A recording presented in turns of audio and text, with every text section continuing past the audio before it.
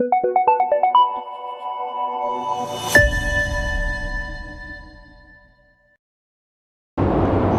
اللہ الرحمن الرحیم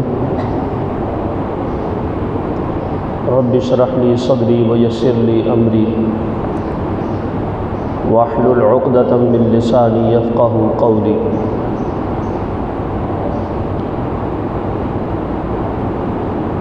الحمد للہ ذی الجلالہ والصلاة والسلام علی صاحب الرسالہ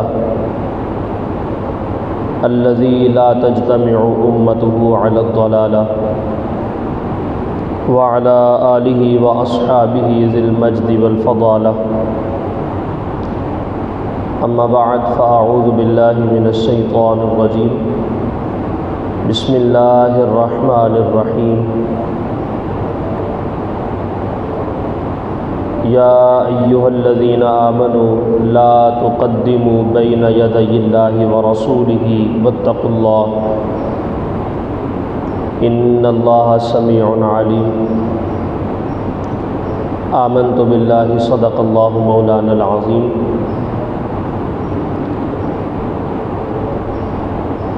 قال نبينا صلى الله تعالى عليه وآله وسلم، لا يؤمن أحدكم حتى أكون أحب إليه من والده وولده والناس أجمعين۔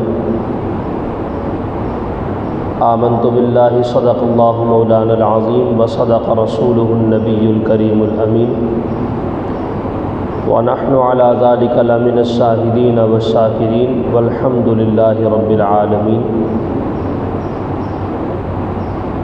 ان اللہ وملائکتہ یصلون علی النبی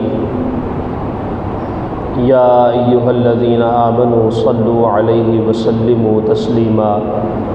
درود پاک پڑھنے بآواز بلند۔ الصلاۃ والسلام علیک یا سیدی یا رسول اللہ وعلی آلک واصحابک یا سیدی یا حبیب اللہ۔ الصلاۃ والسلام علیک یا سیدی یا خاتم النبیین وعلی آلک واصحابک یا سیدی یا خاتم المعصومین۔ یا صاحب الجمال و یا سید البشر، من وجهک المنیر لقد نور القمر، لا يمكن الثناء كما كان حقه، بعد از خدا بزرگ توئی قصہ مختصر۔ صدیق عکس حسن و جمال محمد است، فاروق ذل جاہ و جلال محمد است، عثمان ضیاء شمع کمال محمد است، حیدر بہار باغ خصال محمد است، اسلام ما اطاعت خلفاء راشدین، ایمان ما محبت آل محمد است، صلی اللہ تعالی علیہ وعلی آلہ واصحابہ اجمعین وبارک وسلم۔ بندہ پروردگارم امت احمد نبی، دوستدار چار یارم تابع اولاد علی، مسلک حنفیہ دارم ملت حضرت خلیل، خاک پائے غوث اعظم زیر سایہ ہر ولی۔ اللہم اہدنا الصراط المستقیم، صراط الذین انعمت علیہم غیر المغضوب علیہم ولا الضالین، آمین۔ اللہم ارنا الحق حقا وارزقنا اتباعہ وارنا الباطل باطلا وارزقنا اجتنابہ۔ رضینا باللہ ربا وبالاسلام دینا وبالقرآن اماما وبمحمد نبیا ورسولا۔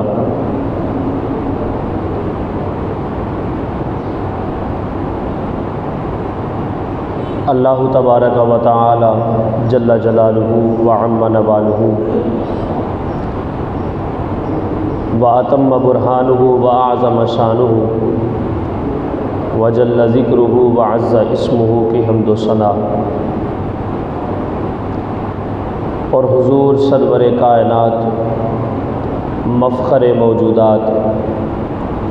زینت بزم کائنات، باعث تخلیق کائنات، جان کائنات بلکہ جان جہان کائنات، احمد مجتبیٰ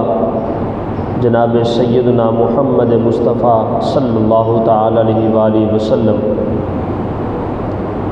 آپ کی مقدس بارگاہ میں ہدیہ عقیدت و محبت، درود و سلام اور اشعار کی شکل میں پیش کرنے کے بعد میرے نہایت ہی معزز و محترم حضرات و سامعین عزیز وقار، پچھلے جمعۃ المبارک میں ہم نے عظمت بارگاہ رسالت مآب صلی اللہ علیہ وآلہ وسلم کے حوالے سے کچھ معروضات آپ کی سماعتوں کی نظر کی تھی، اور ساتھ اس بات کا اعلان بھی کیا تھا کہ تقدس بارگاہ مصطفی صلی اللہ علیہ وآلہ وسلم کو پیش نظر رکھتے ہوئے آئندہ جمعۃ المبارک میں قرآن مجید برہان رشید کی سطور میں سے عظمت بارگاہ رسالت پناہ صلی اللہ علیہ وآلہ وسلم کو واضح کیا جائے گا۔ ویسے تو الحمد سے لے کر والناس تک پورا قرآن پاک آمنہ کے لال حضرت سیدنا جناب محمد رسول اللہ صلی اللہ علیہ وآلہ وسلم کی تعریف، صفت و ثنا اور آپ کی مقدس بارگاہ کا ادب ہمیں سکھاتا ہے، مگر وقت کی قلت کے پیش نظر قرآن مجید برہان رشید کی سورہ حجرات میں سے آیات بینات کی تفسیر کو آپ کی سماعتوں کی نظر کروں گا، اور اللہ رب العزت نے اپنے پیارے حبیب صلی اللہ علیہ وآلہ وسلم کو جو عظمتیں، جو بے پناہ شانیں اور بے حد و بے حساب جو مراتب عطا فرمائے ہیں، ان کا ایک مختصر سا جو تعارف ہے وہ انشاءاللہ مختصر سے وقت کے اندر ہم ضرور اس کو سماعت کریں گے۔ سورہ حجرات یہ ترتیب کے اعتبار سے اس قرآن مجید برہان رشید کی 49 نمبر سورت ہے، 49 اس کا نمبر ہے سورت کا، اور یہ پارہ نمبر 26 کے اندر اللہ رب العزت نے اس کو بیان فرمایا ہے۔ سب سے پہلے سورت کا تعارف پیش نظر ہے، تو اس کے تعارف کے اندر اجمالی سی جو اس کی تعریف ہے وہ یہ ہے کہ اس سورت کو ہجرت طیبہ صلی اللہ علیہ وآلہ وسلم کے بعد مدینہ شریف کے اندر اس کو نازل کیا گیا،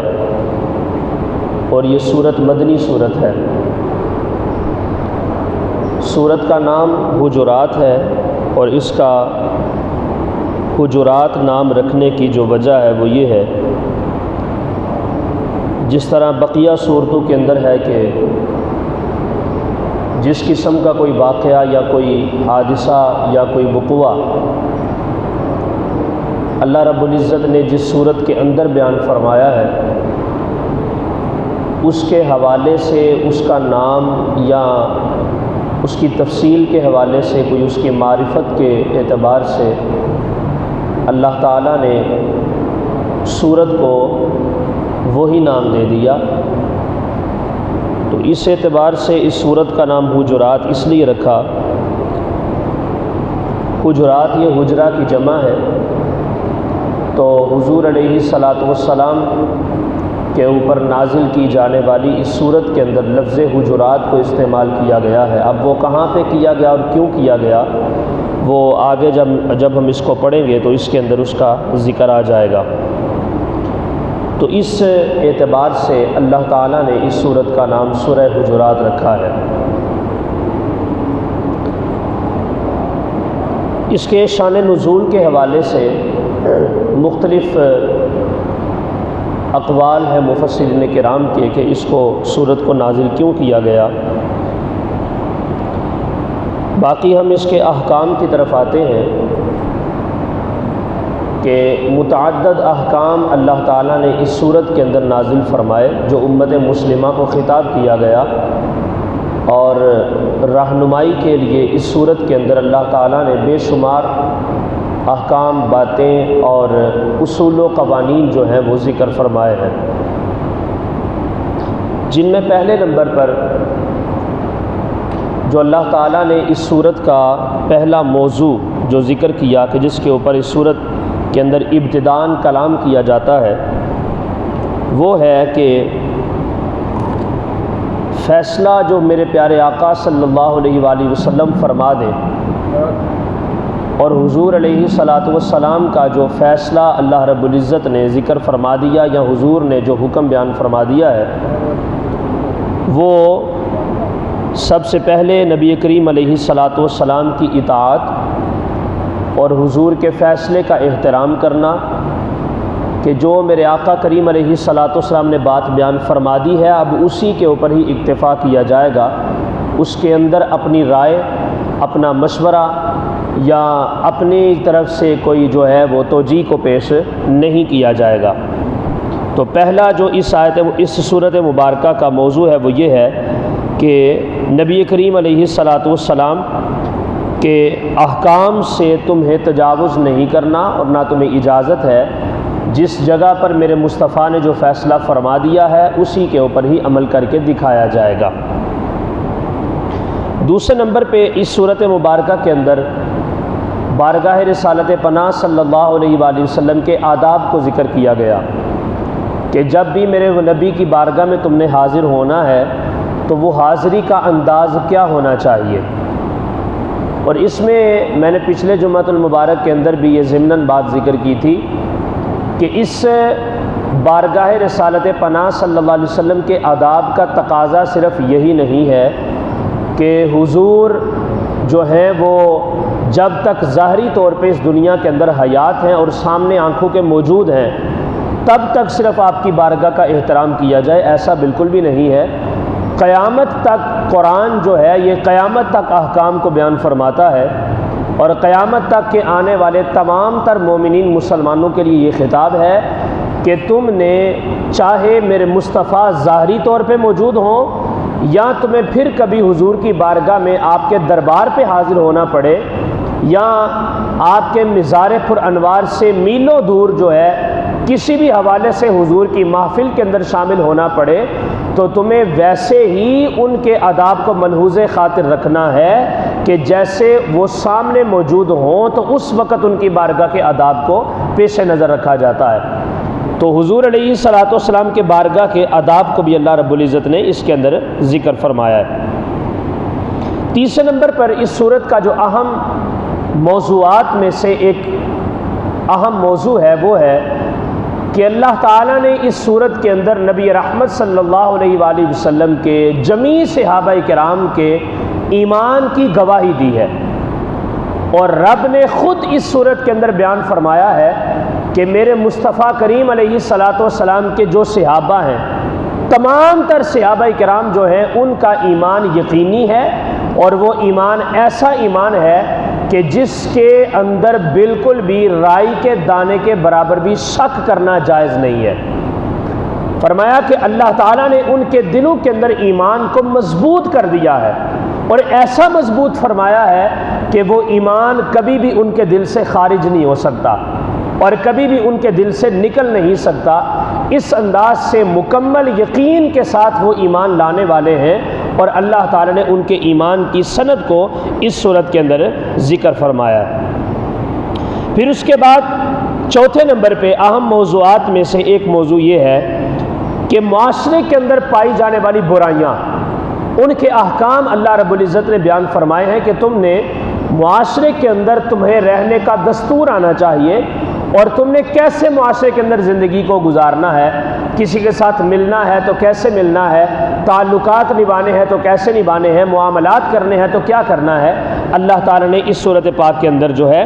ان چیزوں کو بھی ذکر فرمایا ہے۔ تو خیر یہ ساری چیزیں آہستہ آہستہ آگے آتی جائیں گی، یہ چند ایک موضوعات جو اہم اللہ رب العزت نے اس صورت کے اندر ذکر فرمائے، یہ میں نے ان کو یہاں پر ذکر کیا ہے۔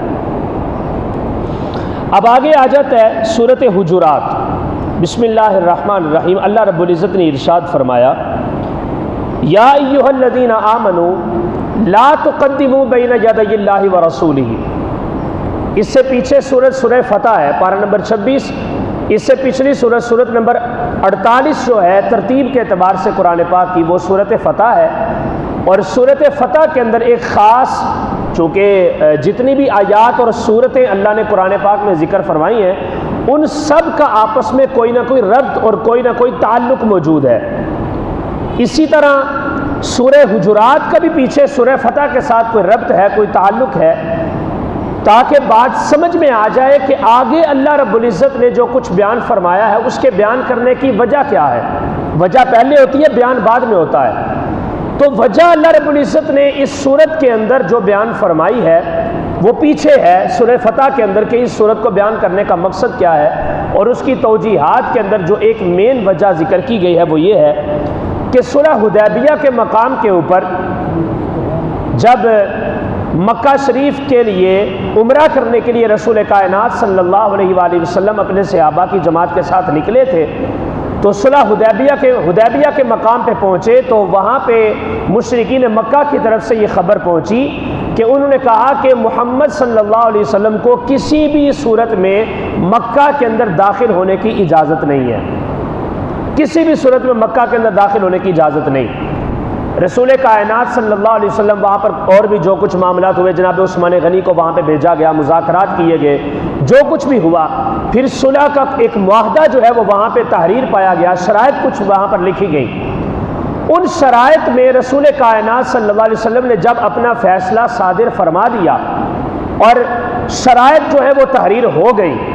تو اس کے بعد حکمت کے پیش نظر چند ایک صحابہ کرام نے حضور علیہ الصلوۃ والسلام کی بارگاہ میں کچھ اعتراضات پیش کیے کہ یا رسول اللہ، آپ نے یہ فیصلہ فرما دیا ہے، ایسے نہیں ایسے ہونا چاہیے تھا، یا ایسے نہیں ایسے ہونا چاہیے تھا۔ چند ایک معاملات پیش کیے گئے تو اللہ رب العزت نے اس صورت پاک کو نازل فرمایا کہ نہ، میرے نبی نے جو فیصلہ فرما دیا ہے بس وہ فیصلہ ہو گیا ہے۔ جب پہلے مشورہ کیا جا رہا تھا یہ چیزیں اس وقت بیان کرنی چاہیے تھی، اور جب مشورے کا وقت اب گزر چکا ہے اور فیصلہ میرے مصطفیٰ نے سنا دیا ہے، اب معاہدہ تحریر ہو چکا ہے اور حضور نے اپنی رضامندی کا اظہار فرما دیا ہے، لہٰذا اب تمہیں مشورہ دینے کی اجازت نہیں۔ لا تقدموا بین یدی اللہ ورسولہ واتقوا اللہ، میرے مصطفیٰ کریم علیہ الصلوۃ والسلام نے جو فیصلہ فرما دیا، اب اس فیصلے سے تم آگے نہیں نکل سکتے اور نہ اپنی رائے کو دے سکتے ہو۔ اب جو فیصلہ ہو گیا آنکھیں بند کر کے اسی کے اوپر ہی عمل کیا جائے گا۔ تو یہ اس کا ربط ہے پیچھے سورہ فتح کے ساتھ۔ امام فخر الدین رازی رحمۃ اللہ تعالی علیہ نے اس کو جو ہے اس تعلق کو ذکر فرمایا ہے کہ وہ سورہ فتح کے ساتھ اس صورت کا ربط اور تعلق کیا ہے، اس کی توجیہ اور وجہ جو ہے وہ میں نے آپ کی سماعتوں کی نظر کر دی ہے۔ تو فرمایا کہ لا تقدموا بین یدی اللہ ورسولہ، یہ اگرچہ اس وقت موجود صحابہ کرام کو ڈائریکٹ خطاب تھا، لیکن امت مسلمہ کے لیے ساری امت کے لیے صبح قیامت تک یہ احکام موجود ہیں۔ اس وقت ڈائریکٹ ان کے ساتھ خطاب تھا، اور انڈائریکٹ ان کے واسطے سے آج امت مسلمہ سے بھی یہ خطاب ہے کہ جس حکم کو میرے مصطفیٰ کریم علیہ الصلوۃ والسلام نے صادر فرما دیا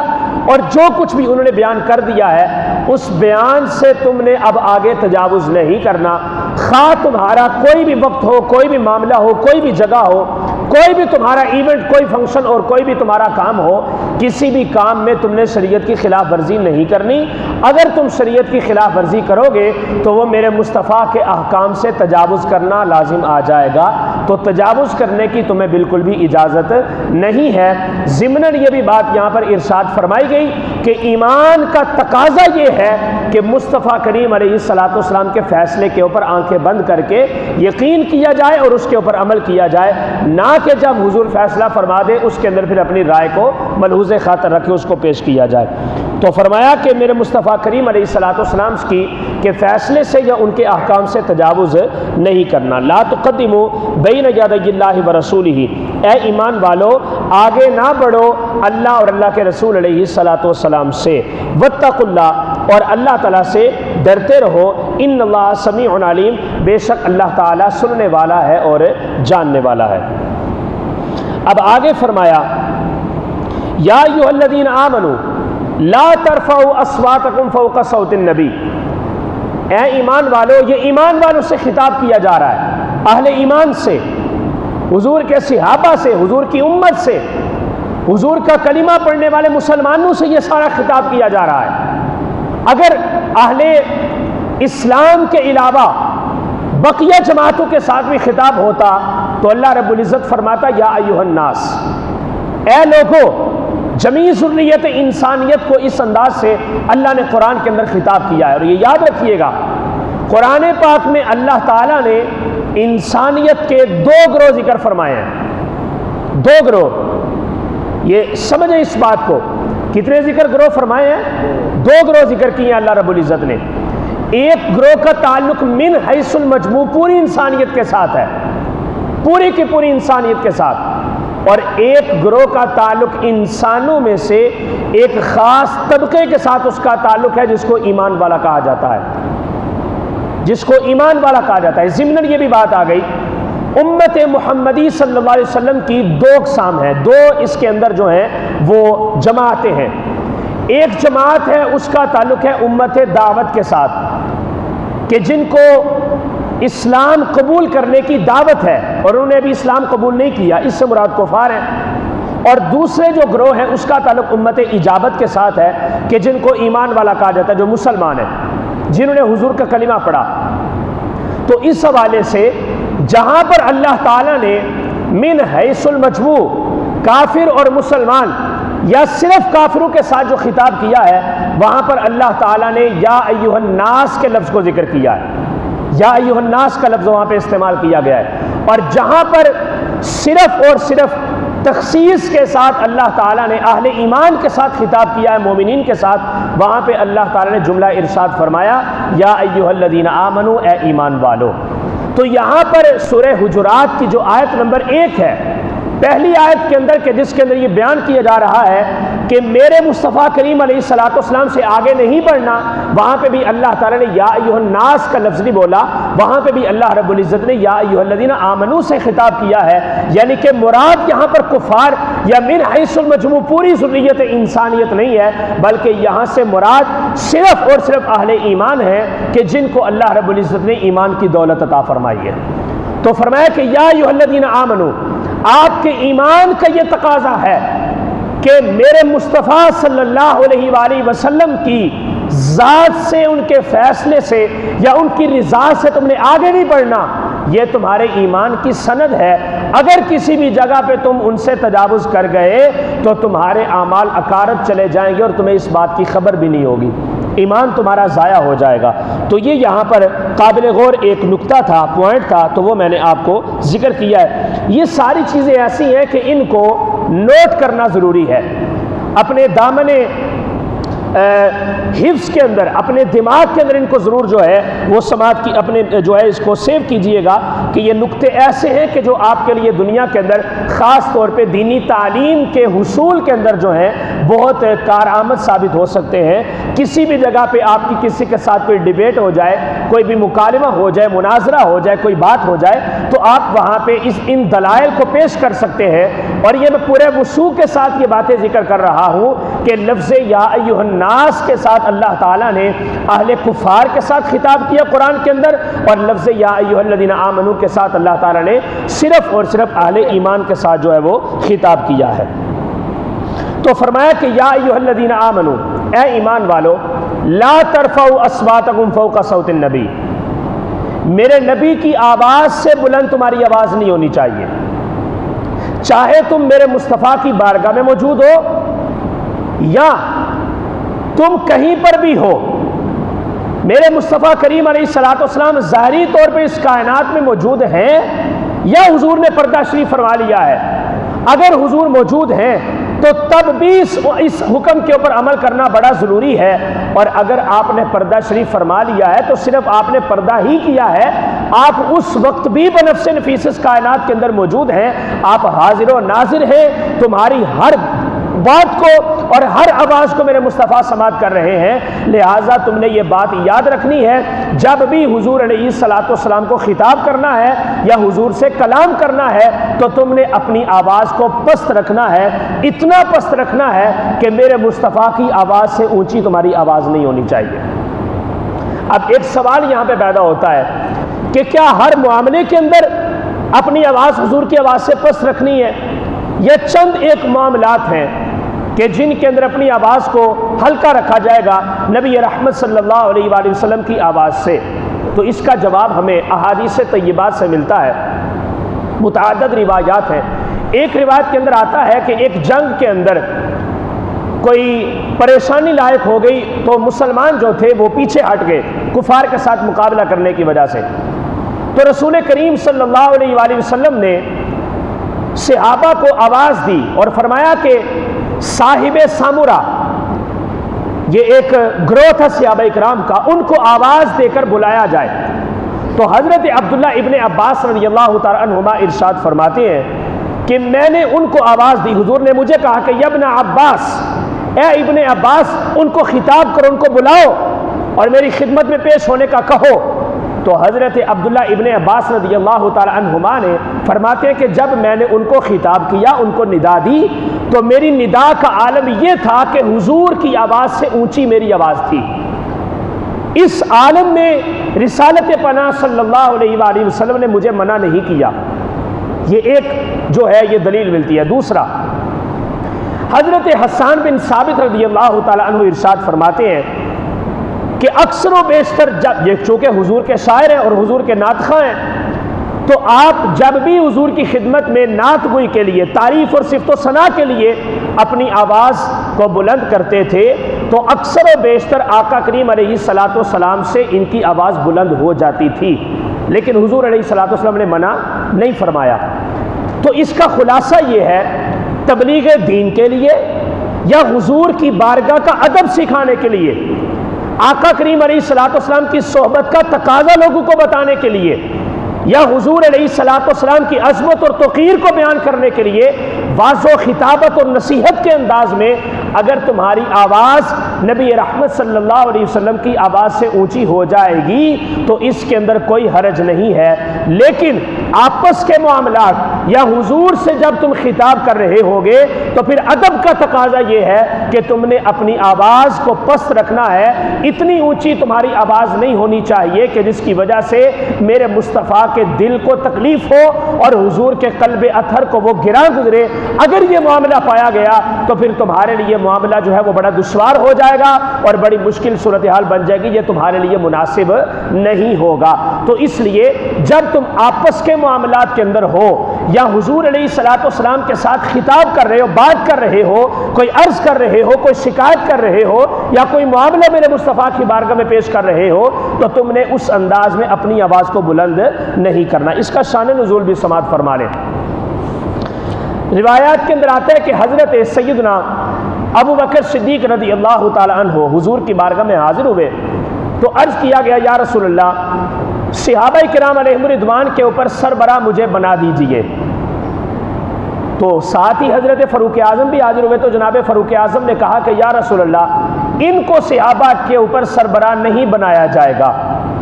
یہ ان کا آپس میں معاملہ ہوا، مختصر یہ ہے کہ آپس میں بات کرتے کرتے ان کی آواز بلند ہو گئی اور مخالفت کے معاملات شروع ہو گئے۔ حضرت فاروق اعظم نے کہا کہ اے ابو بکر تم میری مخالفت کرنا چاہتے ہو، اور حضرت صدیق اکبر نے کہا کہ اے عمر فاروق تم میری مخالفت کرنا چاہتے ہو۔ اس نزاع کے عالم کے اندر آواز کچھ بلند ہو گئی۔ اللہ رب العزت نے فوراً قرآن کو نازل فرما دیا، نہ بھائی ایسا نہیں کرنا، میرے نبی کی بارگاہ میں ایسا نہیں کرنا، آپس کے تمہارے معاملات ہیں، جھگڑا کرنا ہے، بحث و مباحثہ کرنا ہے، میرے نبی کی بارگاہ سے دور ہو جاؤ۔ میرے مصطفیٰ کریم علیہ الصلوۃ والسلام کے سامنے بیٹھ کر اس انداز میں جو ہے آپس میں مکالمہ کرنا اور آپس میں اس طرح کی گفتگو کرنا کہ جو مخالفت کے انداز کے اوپر پورا اتر رہی ہے، اس حالت میں اپنی آواز کو اتنا بلند کر جانا کہ میرے نبی کی آواز سے تمہاری آواز بلند ہو جائے تو یہ معاملہ تمہارے لیے دشوار ہو جائے گا، یہ ٹھیک نہیں ہوگا، اس لیے میرے نبی کی بارگاہ میں تم نے اپنی آواز کو اونچا نہیں کرنا۔ جب یہ آیت مبارکہ نازل ہوئی، رسول کائنات صلی اللہ علیہ وسلم کے ایک صحابی تھے، بڑے پیارے صحابی، حضرت ثابت ابن قیس رضی اللہ تعالی عنہ۔ ثابت ابن قیس بن شماس بھی کتب احادیث کے اندر ان کا نام جو ہے وہ ذکر ہوتا ہے۔ آپ کانوں سے بہرے تھے اور کم سنتے تھے۔ اب آپ کو اس بات کا پتہ ہے ڈیفینیٹلی کہ جو بندہ کانوں سے ذرا بہرا ہوتا ہے یا اونچا سنتا ہے وہ بولنے کے اندر بھی لاؤڈلی بولتا ہے، اونچی آواز میں بولتا ہے، کیونکہ اس کے ذہن کے اندر یہ بات ہوتی ہے کہ اگر میں اونچا سنتا ہوں تو سامنے والا بھی اونچا سنتا ہے۔ تو یہ ان کو تھوڑا سا یہ ایک خیال تھا۔ تو جب یہ آیت مبارکہ نازل ہوئی تو آپ نے اس آیت مبارکہ کو سنا، تو آپ اس وقت حضور کی بارگاہ میں نہیں تھے، لیکن اگر کبھی حضور کی بارگاہ میں حاضر ہونا نصیب ہوتا تھا تو آواز اونچی ہو جاتی تھی۔ رسول اللہ صلی اللہ علیہ وسلم کے اوپر جب یہ آیت مبارکہ نازل ہوئی تو آپ نے جب یہ آیت مبارکہ نازل ہوئی تو حضرت ثابت بن قیس رضی اللہ تعالیٰ عنہ تک جب اس کا معاملہ پہنچا تو روایات کے اندر آتا ہے کہ امام طبرانی نے اس کو ذکر کیا، فرماتے ہیں کہ ایک دن قعد فی الطریق ثابت بن قیس یبکی، کہ حضرت ثابت بن قیس جب یہ آیت مبارکہ سنی تو رستے کے اندر بیٹھ کر رو رہے تھے۔ بڑی کمال کی بات ذکر کرنے لگا، دیکھیے گا کہ صحابہ کی نظر میں حضور کی بارگاہ کا ادب کیا ہے، اور پھر اس سے بڑھ کر لطیف بات یہ ہے کہ حضور کی بارگاہ کا ادب کرنے کی وجہ سے اللہ نے پھر ثابت ابن قیس کو مرتبہ کیا عطا فرمایا ہے۔ تو روایات کے اندر کہ قعد فی الطریق یبکی، حضرت ثابت بن قیس رضی اللہ تعالیٰ عنہ رستے کے اندر بیٹھ کر رو رہے تھے، تو فرمایا کہ فمر بہ عاصم بن عدی، حضرت عاصم بن عدی رضی اللہ تعالیٰ عنہ پاس سے گزرے تو آپ نے پوچھا کہ ما یبکی کا ثابت بن قیس، اے ثابت بن قیس آپ رو کیوں رہے ہیں؟ قال، تو آپ نے عرض کیا ھذہ الآیۃ، میں اس آیت مبارکہ کے اندر پریشان ہوں، ان تکون نازلت فیہ، اور مجھے اس بات کا خطرہ ہے، خدشہ ہے، مجھے خوف ہے کہ یہ آیت میرے حقان کے اندر نازل ہوئی ہے، میری وجہ سے نازل ہوئی ہے کہ میں حضور کی بارگاہ میں اونچا بولتا ہوں۔ اتنے زیرک صحابہ، اتنے باریک بین ادب مصطفیٰ کریم علیہ الصلوۃ والسلام کے معاملے کے اندر، اور آج ہم حضور کی بارگاہ کا ادب بالکل تقریباً بھول چکے ہیں الا ماشاءاللہ۔ یہ بڑا نازک معاملہ ہے، بڑی حساس صورتحال ہے، بڑی سینسیٹیو پوزیشن ہے یہ۔ آپ فرماتے ہیں کہ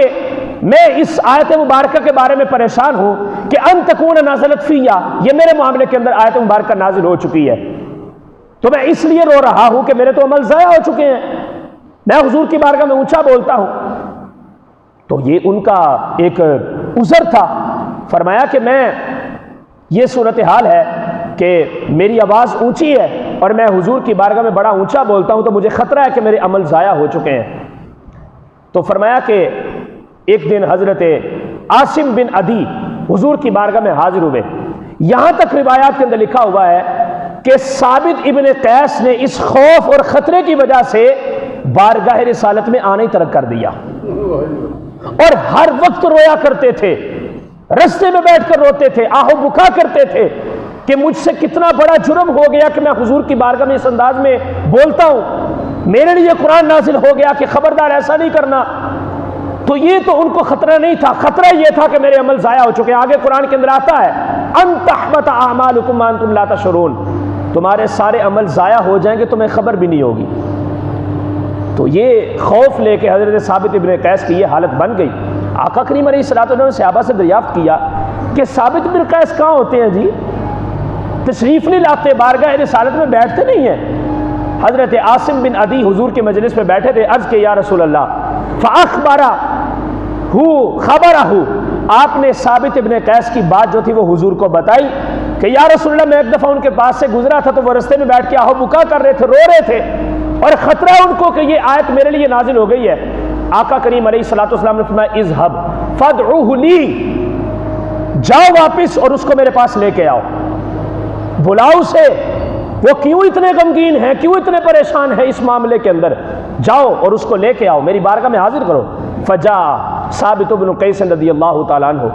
فرمایا کہ حضرت ثابت بن قیس جو ہے وہ تشریف لائے، حضور کی بارگاہ میں حاضر ہوئے۔ تو یا رسول اللہ، حضور نے پوچھا فقال ما یبکی کا ثابت، اے ثابت کیوں روتے ہو، کیا وجہ ہے؟ تو حضرت ثابت ابن قیس نے وہی آگے جواب عرض کیا، یا رسول اللہ مجھے اس بات کا خوف ہے کہ یہ ان تکون نازلت هذه الآیہ فیہ، کہ یہ آیت مبارکہ تو کما قال رضی اللہ عنہ میرے حق میں نازل ہوئی ہے۔ تو آقا کریم علیہ الصلوۃ والسلام نے بڑا کمال کا جملہ ارشاد فرمایا، حضور فرماتے ہیں اما ترضى ان تعيش حمیدا وتقتل شہیدا او تدخل الجنہ، حضور نے یہ نہیں کہا کہ تمہارے لیے نہیں اتری، یا حضور نے یہ نہیں کہا کہ پریشان نہ ہو، آقا کو پتا تھا کہ میرا صحابی بڑے دنوں سے پریشان ہے، بڑے دنوں سے رو رہا ہے، اب مزید میں اس سے بات کروں گا تو یہ مزید پریشان ہو جائے گا۔ آقا کریم علیہ الصلوۃ والسلام نے ان کو مجدہ سنا دیا، خوشخبری سنا دی، اور کیا منصب ملا؟ آقا کریم علیہ الصلوۃ والسلام نے فرمایا کہ ثابت کیا تو اس بات پر راضی نہیں ہے کہ ان تعیش حمیدا، کہ تو بڑی اچھی زندگی گزارے، او تقتل شہیدا، اور تو میرے رب کے رستے کے اندر شہید کیا جائے، او تدخل الجنہ، اور تمہیں جنت کے اندر داخل کیا جائے، کیا تو اس بات کے اوپر راضی نہیں ہے؟ حضرت ثابت ابن قیس چہرہ کھل گیا، خوش ہو گئے، عرض کیا ردیتو یا رسول اللہ، میں تو اس بات کے اوپر راضی ہوں، حضور تہہ دل سے راضی ہوں۔ یہ حضور کی بارگاہ کا ادب کرنے کی وجہ سے اللہ رب العزت نے حضور کی مبارک زبان سے ثابت ابن قیس کو اتنی بڑی خوشخبری سنا دی، اتنا بڑا منصب مل گیا۔ ایک تو کیا منصب ملا کہ زندگی خوبصورت مل گئی، عیش و عشرت والی زندگی مل گئی، اور پھر دوسرا اللہ کے راستے کے اندر شہید ہونے کا مجدہ اور خوشخبری مل گئی، اور تیسرے نمبر پہ ثابت ابن قیس کو زندگی کے اندر جنت جانے کی نوید سنا دی گئی کہ تم جنت میں بھی داخل کیے جاؤ گے۔ اب کوئی بھی بندہ، ہر بندہ جو ان چیزوں کی حساسیت کو سمجھتا ہے کہ خوبصورت زندگی کا مل جانا، اللہ کے راستے کے اندر شہید ہو جانا، پھر جنت کے اندر داخل ہونے کی بشارت اور یقین دہانی کا ہو جانا، اب کوئی بھی بندہ ان ساری چیزوں کو جناب انکار تو نہیں کرے گا، ریجیکٹ تو نہیں کرے گا۔ ایک عام سا بندہ ان کو رد نہیں کرے گا تو وہ تو صحابی رسول تھے، وہ تو ہر وقت حضور کی صحبت میں بیٹھنے والے تھے، ہر وقت حضور سے پیار پانے والے تھے، حضور کے دست انور کو بوسے دینے والے تھے، حضور کی مبارک زبان سے جناب شیریں گفتگو کو سننے والے تھے، تو ان کے دل کے اندر ان چیزوں کی امید تو ہم سے زیادہ ہوگی، ان کو زیادہ ان چیزوں کی حساسیت کا پتہ تھا، وہ زیادہ سمجھنے والے تھے۔ عرض کہ یا رسول اللہ میں عیش والی زندگی کے اوپر بھی راضی ہوں، میں اللہ کے راستے کے اندر شہید ہونے پر بھی راضی ہوں، اور جنت کے اندر داخل ہونے پر بھی راضی ہوں۔ آقا کریم علیہ الصلوۃ والسلام نے فرمایا جاؤ پھر ثابت ابن قیس، اتنی بڑی تمہیں ہم بشارت دے رہے ہیں، اور وجہ کیا بنی کہ تم نے میری بارگاہ کا ادب کیا اور میری عظمت کی حساسیت کو سمجھا، جاؤ تجھے اللہ تعالیٰ نے عیش و عشرت والی زندگی بھی عطا فرما دی، اور میرے راستے کے اندر شہید ہونا بھی تیرے نصیب میں لکھ دیا، اور تیرے نصیب کے اندر اللہ رب العزت نے جنت کو بھی لکھ دیا ہے۔ کوئی بندہ حضور کی بارگاہ کا ادب تو کرے، ادب تو کرے، ادب تو کرے حضور کی بارگاہ کا۔ وہ کیا کسی نے کہا کہ رحمت خدا بہانہ می جوید بہانہ می جوید، اللہ کی جو رحمت ہوتی ہے وہ زیادتی کو نہیں دیکھتی، وہ بس بہانہ تلاش کرتی ہے۔ کہ بندے کو بہانہ مل جائے اور اس کے دامن کے اندر رب کی رحمتیں ڈال دی جائیں۔ حضرت ثابت ابن قیس اتنا بڑا مجدہ، پھر حدیث پاک تاریخ کے اندر آتا ہے کہ دور رسالت میں آپ ظاہری طور پہ حضور کے سامنے تو وہ شہید نہیں ہوئے، لیکن جب جنگ یمامہ ہوئی، جنگ یمامہ، تو آپ نے تیر کمان پکڑ لی اور ایک گڑھا کھود لیا۔ آپ کے ساتھ ایک اور صحابی تھے حضرت سالم رضی اللہ تعالی عنہ۔ ان دونوں نے کہا کہ ہم نے اس انداز سے جذبے کے ساتھ تو حضور کی ظاہری زندگی کے اندر جنگ نہیں لڑی اور جہاد نہیں کیا، آج ہم جو ہے یمامہ کی جنگ کے اندر مسیلمہ کذاب کو جب تک ختم نہ کر لیں، واصل جہنم نہ کر لیں، تب تک ہم جو ہے پیچھے نہیں ہٹیں گے۔ ان دونوں صحابیوں نے تیر کمان پکڑ لی، گڑھے کھود لیے اور اس کے اندر بیٹھ گئے، جب تک ان کی جان آفری کے سپرد نہ ہوئی اور جب تک جام شہادت نوش نہیں کیا، تب تک مسلسل یہ یمامہ کی جنگ کے اندر منکرین ختم نبوت کے اوپر مسلسل تیر برساتے رہے۔ اور اس عالم کے اندر اللہ رب العزت نے حضرت ثابت بن قیس بن شماس رضی اللہ تعالی عنہ کو شہادت کے مرتبے کے اوپر فائز کیا۔ یہ حضور کی مبارک زبان سے خوشخبری کس وجہ سے ملی؟ اس وجہ سے کہ حضور کی بارگاہ کا ادب کیا تھا، حضور کی بارگاہ کی حساسیت کو سمجھا تھا۔ تو فرمایا لا ترفعوا اصواتکم فوق صوت النبی، اور آگے فرمایا ولا تجہروا لہ بالقول کجہر بعضکم لبعض، میرے نبی کو تم نے ایسے نہیں بلانا جیسے آپس میں ایک دوسرے کے ساتھ خطاب کرتے ہو، جیسے آپس میں ایک دوسرے کو بلاتے ہو، خبردار ایسا نہ کرنا۔ ایک بڑی کمال کی بات آپ کو بتاؤں، اللہ تعالیٰ نے 30 پارے قرآن کے اندر نازل فرمائے، کسی ایک آیت کے اندر بھی صرف اور صرف رسول کائنات صلی اللہ علیہ وسلم کا نام لے کے اللہ نے ذکر نہیں کیا۔ جہاں پر بھی اللہ رب العزت نے اپنے محبوب سے خطاب کیا، عظمت کے الفاظ کے ساتھ خطاب کیا۔ اور یہ حضور کے مبارک اسم کی یہ شان ہے کہ مفتیان کرام اور علماء حقہ کا یہ فتویٰ ہے کہ قیامت تک کسی بھی بندے کا نام صرف اور صرف محمد نہیں رکھا جائے گا، صرف اور صرف محمد نہیں رکھا جائے گا، اس کا کوئی اور نام رکھا جائے گا، کسی صحابی کے نام پہ، تابعی کے نام پہ، یا کوئی اور اچھا سا نام جو کتب احادیث اور قرآن کی آیات کے اندر یا بزرگوں نے جس کو پسند کیا ہو وہ نام رکھا جائے گا، لیکن اس کے ساتھ میرے مصطفیٰ کے نام کو بھی ذکر کیا جائے گا۔ صرف اور صرف اکیلا اسم محمد صلی اللہ علیہ وآلہ وسلم جو ہے یہ کسی بھی بندے کا نام نہیں رکھا جائے گا، یہ رکھنا بالکل منع ہے، اور علماء کرام کا اس کے اوپر فتویٰ بھی ہے۔ اس کی وجہ کیا ہے؟ وجہ یہ ہے کہ ہم جب ایک دوسرے کو بلاتے ہیں تو بعض اوقات بے ادبی کا مظاہرہ بھی کر دیتے ہیں، کبھی کبھی نام بھی الٹا بلا لیتے ہیں۔ تو فرمایا کہ یہ بالکل بھی خبردار ایسا نہیں ہونا چاہیے، یہ بارگاہ رسالت ہے، یہ اللہ کے نبی صلی اللہ علیہ وسلم کا نام ہے، میرے نبی کا اسم جب بھی تم نے لینا ہے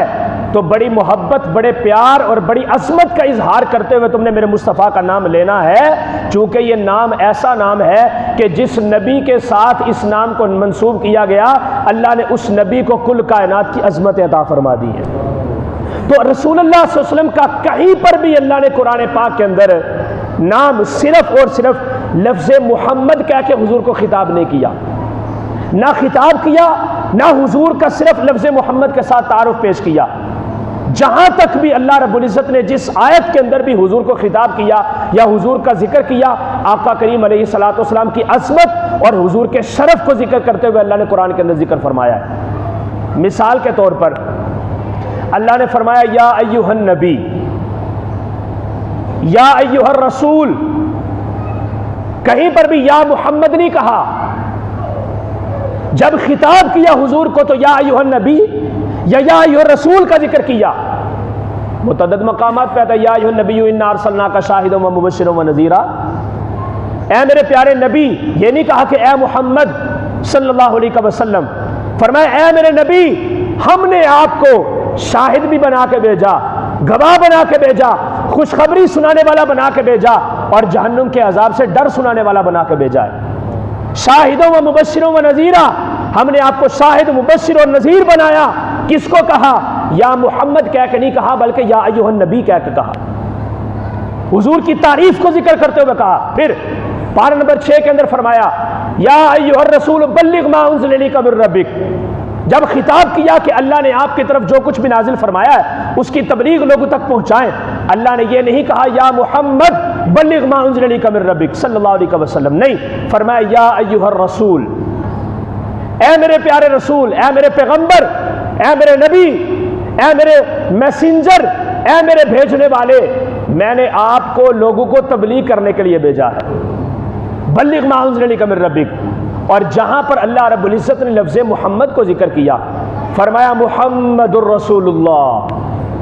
محمد الرسول اللہ، اسم پاک ذکر کیا لیکن ساتھ حضور کی عظمت کو بھی ذکر کیا، فرمایا یہ محمد ہیں لیکن صرف محمد نہیں، یہ محمد اللہ کے رسول ہیں، محمد الرسول اللہ۔ سورہ فتح کی آخری آیت مبارکہ، پھر پارہ نمبر 4 کے اندر فرمایا وما محمد الا رسول، صرف لفظ محمد صلی اللہ علیہ وسلم کو ذکر نہیں کیا بلکہ آقا کریم علیہ الصلوۃ والسلام کا جب نام لیا تو اللہ رب العزت نے حضور کے شرف، حضور کے منصب اور حضور کی عظمت کی بلندی کو بھی یہاں پر ذکر فرمایا ہے۔ یہ میں نے مثال اس لیے دی کہ جس رب نے اپنے نبی کو پیدا کیا، کیا رب حضور کا صرف نام لے کے پکارتا تو کیا رب کے لیے کوئی جرم تھا معاذ اللہ؟ کیا اللہ کو کسی نے پکڑنا تھا؟ کیا اللہ کے اوپر کسی نے اعتراض کرنا تھا؟ بالکل کسی کی یہ جرت اور جسارت نہیں ہے کہ وہ رب کی ذات کے اوپر کوئی اعتراض کر سکے، لیکن رب نے یہ بتایا کہ جب میں رب ہو کے اپنے نبی کا نام بغیر عظمت کے نہیں لیتا تو تم ایک عام انسان ہو کے میرے نبی کا نام بغیر عظمت کے کیوں لیتے ہو؟ ادب سکھایا اللہ رب العزت نے کہ میں رب ہوں، میں نے پیدا کیا، میں نے سب کچھ دیا، علم غیب بھی عطا کیا، منصب بھی دیا، نبوت بھی دی، انبیاء کا سردار بھی بنایا، ہر چیز کے خزانوں کی چابیاں بھی اپنے نبی کو میں نے خود عطا فرما دی، میرا حق بنتا ہے کہ میں جیسے بھی اپنے نبی کو پکاروں، میرے اوپر کوئی اعتراض نہیں ہے، لیکن بتایا ہمیں کہ میں جب رب ہو کے اپنے محبوب کا نام صرف نام لے کے ان کو نہیں پکارتا، ان کی ذات کے شرف اور عظمت کو ذکر کر کے ان کو خطاب کرتا ہوں، تو تمہارے لیے بھی یہ ضروری ہے کہ تم نے بھی جب میرے نبی کو بلانا ہے تو بڑے ادب سے، بڑے پیار سے، بڑے احترام سے بلانا ہے۔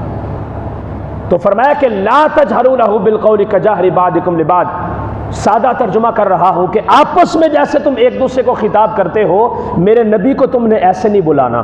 جب بھی بلانا ہے کہنا ہے یا رسول اللہ، یا حبیب اللہ، یا نبی اللہ، یا خاتم النبیین، یا شفیع المذنبین، یا رحمت للعالمین۔ کبھی بھی تم نے ایسے الفاظ میرے مصطفیٰ کے لیے استعمال نہیں کرنے کہ جن کے اندر یہ شک بھی پیدا ہو رہا ہو کہ تم کسی عام بندے کو بلا رہے ہو۔ یہ عام نہیں، یہ خاص الخاص ذات ہے، یہ خاصوں سے بھی خاص ہے کہ جس کو اللہ رب العزت نے جن کے اسم پاک کو اپنے عرش کے پائے کے اوپر تحریر فرمایا ہے، یہ اس نبی کی مبارک ذات ہے۔ اس لیے میرے نبی کو جب تم نے بلانا ہے تو بڑے ادب سے بلانا ہے کہ ان کے بلانے کا انداز ہی نمایاں اور وکھرا نظر آنا چاہیے۔ اچھا جی، اب آگے، اگر تم نے ایسے بلایا کہ جیسے آپس میں تم بلاتے ہو، یا میرے نبی کی بارگاہ میں تمہاری آواز ان کی آواز سے اونچی ہوگی تو پھر اس کا رزلٹ کیا نکلے گا؟ فرمایا ان تحبط اعمالکم، وہ خوف جو ثابت ابن قیس کو لاحق تھا کہ میرے اعمال اکارت ہو چکے ہیں، نمازیں ضائع، حج ضائع، سجدے ضائع، زکوٰۃ و خیرات میری ضائع آپس ہو چکی ہے کیونکہ میں حضور کی بارگاہ میں اونچی آواز سے پکارتا ہوں اور بولتا ہوں۔ فرمایا اگر ایسا ہوا تو ان تحبط اعمالکم، تمہارے سارے عمل ضائع ہو جائیں گے،